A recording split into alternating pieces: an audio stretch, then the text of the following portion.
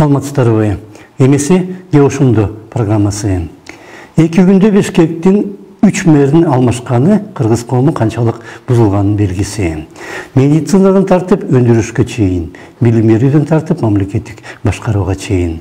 Өзү жаңы эле премьер болгон Улукбек Марипов кечээ күнү Бишкек мэри кылып Эрмек Нургазиевди дайындайт. Бүгүн болсо анын ордуна Бактыбек Кудайбергенов убактылуу мэр болду.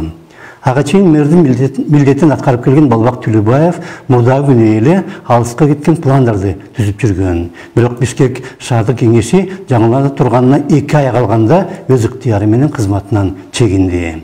Октябрдан бери болсо бизге бийлик шаар кеңеш кетерине 6 ай калган мезгилде ал мэрди алмаштыра албайт деп айтып келген.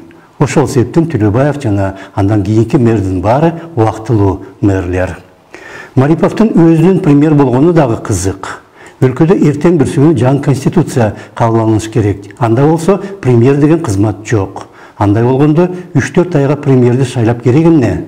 Убактылуу мэрлер сыяктуу эле Артем Новиков баш болуп, министрдин милдетин аткаруучулары деле убактылуу өкмөт болуп иштей берсе болот эле да. Жана мындай башаламандыктын учу кыйры көрүнбөйт. Дин боюнча мамлекеттик комиссиянын төрагасы болуп октябрда дайындалган Акин Токталиев кечээ күнү кызматтан алынды.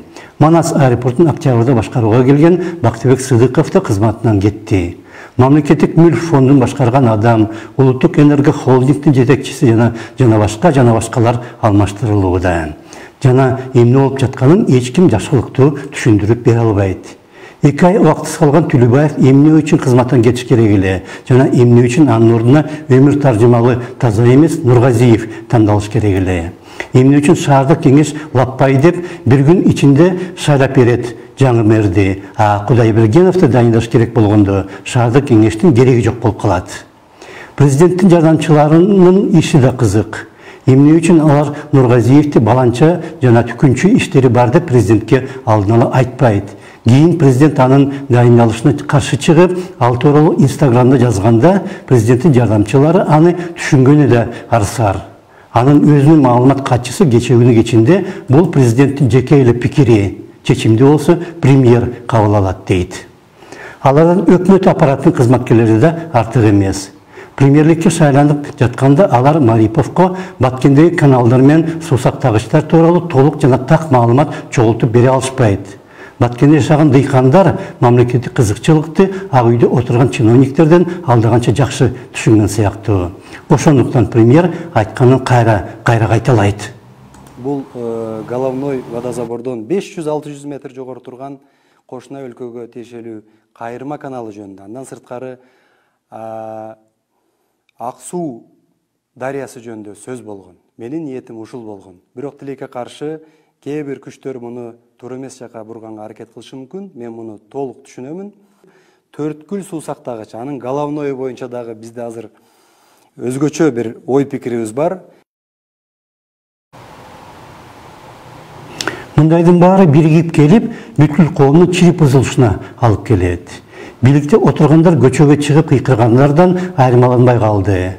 Атамбаевдин учурунда официанттар консул болгон сыяктуу, азыр таксисттер президенттин түштүк резиденциясын башкарууга келүүдө. Андай болгондо мамлекеттик кадр кызматы же президенттин алдындагы башкаруу академиясы деген мекемелердин кереги эмне? Аны менен кошо биз динчил болуп, эки сөзүбүздүн бири Кудай буйрса болуп калды. Бирок христиан болобу, мусулманбы, дин тармагында иштеген чиновниктер дагы эки жүздүүлүгү менен айырмаланат.